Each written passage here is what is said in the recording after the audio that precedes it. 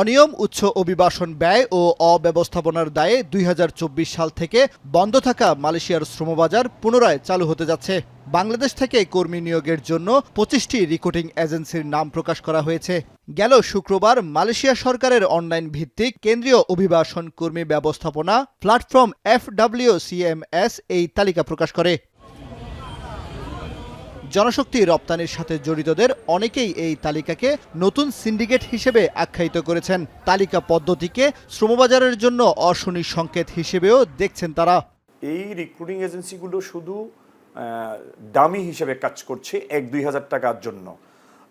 তাদের পেছনে ব্যাকে বিভিন্ন প্রভাবশালী ব্যক্তিবর্গ রয়েছে এবং আগে যারা সিন্ডিকেট করেছিল ওই ২৫ সিন্ডিকেটের ব্যক্তিবর্গরা নামে বেনামে এই সিন্ডিকেটের সাথে সম্পৃক্ত। ৭২ ঘন্টা ময়েশ্চার লক সমৃদ্ধ লিলি হুইপ শিয়া মিস্টিক গ্লোয়িং বডি ওয়াশ। শিয়া বাটারের গুডনেস স্কিন রিপেয়ার করে রাখে সফট ও গ্লোয়িং, ছড়িয়ে দেয় লং লাস্টিং ফ্রেগন্যান্স। একই প্রক্রিয়ায় মালয়েশিয়া থেকে ঘোষিত নেপালের জন্য দেয়া তালিকা প্রত্যাখ্যান করেছে নেপাল সরকার।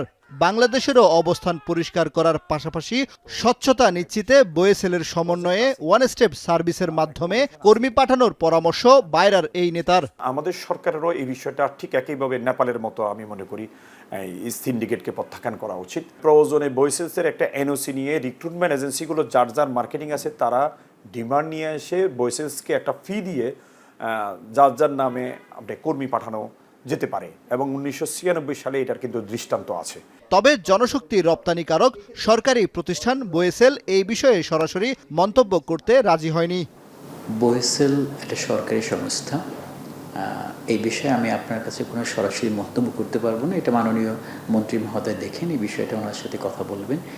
বোয়েসেলের অবস্থান সবসময় পরিষ্কার, আমরা ইথিক্যাল মাইগ্রেশনে বিশ্বাসী।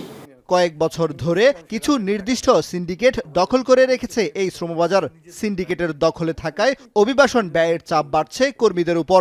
অভিবাসন বিশেষজ্ঞরা বলছেন তালিকা করার কারণে আবারও অস্থিতিশীল হতে পারে এই শ্রমবাজার। বাংলাদেশে ২-২.৫ হাজার রিক্রুটিং এজেন্সি আছে। এই ২-২.৫ হাজারতে আপনি কোন বেসিসে ২৫ জনকে আপনি বাছাই করলেন? যোগ্যতাটা কি? এখানে পরিষ্কার দুর্নীতি অনিয়ম ছাড়া তার কিছুই নেই। কোনোভাবেই ২৫ জনের সিন্ডিকেট এই প্রক্রিয়ার মধ্যে কর্মী পাঠানো উচিত হবে না, বরং বাংলাদেশের পরিষ্কার করে বলা উচিত যে আমরা চাই একটা উন্মুক্ত পদ্ধতিতে কর্মী যাবে এবং আমাদের সিস্টেমের মধ্যে দিয়ে যাবে। তবে মালয়েশিয়ার শ্রমবাজারের জন্য ঘোষিত নতুন তালিকা প্রসঙ্গে প্রবাসী কল্যাণ মন্ত্রণালয় বা সরকারের পক্ষ থেকে এখনো আনুষ্ঠানিক কোনো ঘোষণা আসেনি। কামরুল হাসান জনি, এখন, ঢাকা।